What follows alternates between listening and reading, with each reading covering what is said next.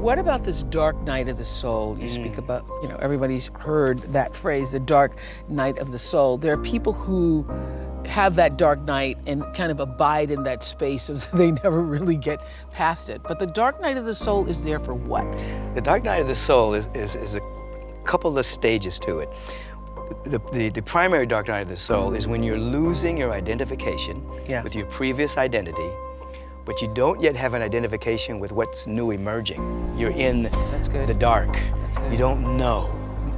You knew this is who you used to be, but you're not that anymore. But who you're becoming, you're not that either. So it's dark.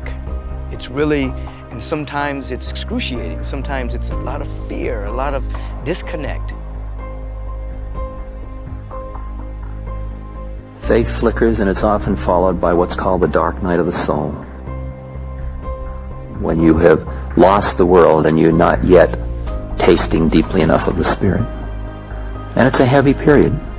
There are a lot of heavy periods in this journey.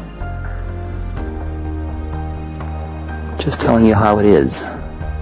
This is just the way things are. And so you kind of get a little discouraged and your faith flickers. Because you had the experience, you thought you knew, you took a stance to represent how you thought it was, and then suddenly it's all dead. And horrible, and ugly, and empty. And your faith flickers, and you say, I've lost it. If you maintain an idea that, first of all, this second, almost childlike notion that if something is painful, it's therefore bad. The other very childlike scale is, in order, we measure everything by whether it's painless. If it's painless, it's good. If there's pain involved, it's horrid. When in fact, if you look at something like this, one gentleman I know has the most brilliant description of the dark night of the soul, in which an addict who is forced to quit drinking, for him, giving up drinking is the most painful thing in the world. For everybody else, and he enters a dark night, like a long, dark tunnel. For everybody else, they know that that's not a dark night. It's the beginning of the light. But for that addict, for that alcoholic, it's the beginning of suffering. But it's a very wonderful pain, especially for everybody else who has been caused nothing but pain by that person's drinking or by that person's drug habit. If that person can hang on through that pain, there's a resurrection at the end of that dark night.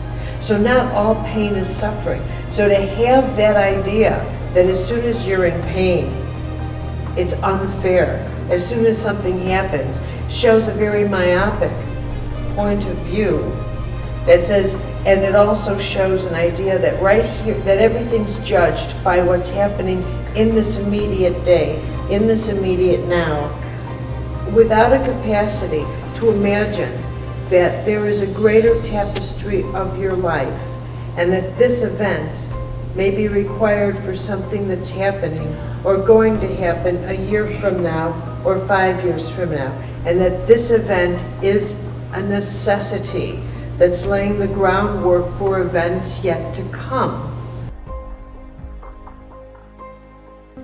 Through the dark night of the soul, we are reminded that life has a propensity toward balance.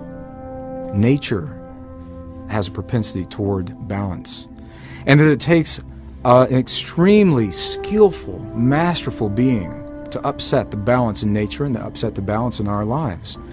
When we find ourselves in the greatest challenges of life, it is in those moments that we may be assured the only way those challenges are possible is after we have amassed each tool that will allow us to move through that challenge with grace and with ease. That's the only way it can happen.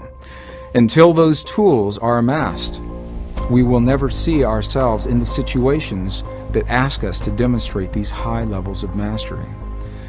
So from this perspective, the greatest challenges of life, those of relationship, perhaps our very survival, may be viewed as tremendous opportunities to demonstrate mastery rather than tests that may be passed or failed in life.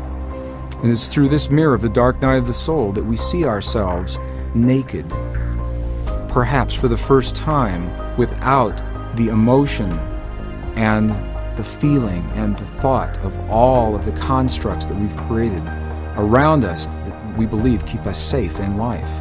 And it is through this dark night of the soul, perhaps for the first time, we have the opportunity to see ourselves in that way and to prove to ourselves, to demonstrate to ourselves that the process of life may be trusted and that we may trust ourselves in life.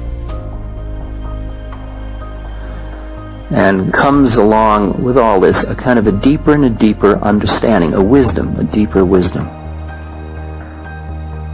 So you're understanding sort of how it all is and why this is all happening, and that yes, the trips will fall away and it still hurts, because there are still the veils of attachment, of still wanting not to die into the spirit. Because the awakening was merely the foreshadowing of the death into living spirit. It's not the death. It's just the foreshadowing of the death. I'm just describing to you the stages of dying into spirit.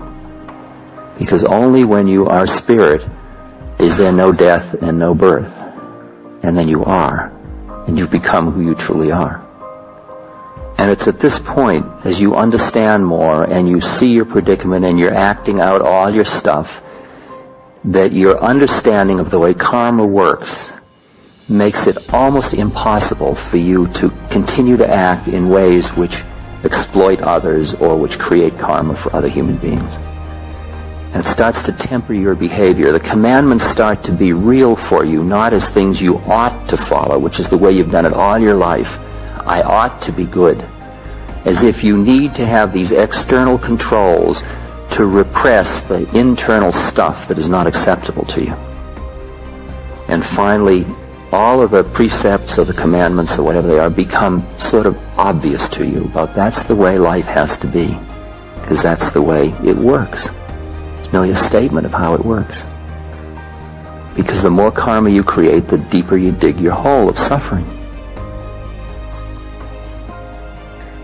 And I tell people that when you're going through that, tell them to ask this question. If this experience were to last forever, what quality would have to emerge for me to have peace of mind? Ooh. So if you ask that question, and you say, oh, if this particular experience were going to last forever, I would need some strength, or I would need some peace, I would need a little bit more, name whatever quality.